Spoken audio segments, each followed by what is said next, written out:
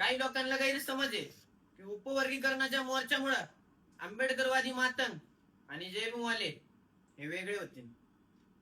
तर ऐका, लहान भाऊ चुकल्यानंतर मोठा भाऊ ओरडतच असतो.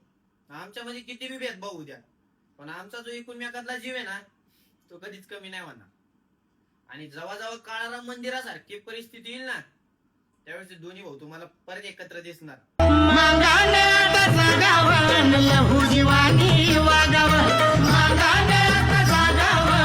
काही लोकांना गैरसमज आहे की उपवर्गीकरणाच्या मोर्चामुळे आंबेडकरवादी मातंग आणि जयभीमवाले हे वेगळे होतील.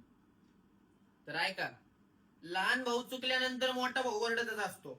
आमच्यामध्ये किती बी भेदभाव होऊ द्या, पण आमचा जो एकूणमेकातला जीव आहे ना, तो कधीच कमी नाही होणार.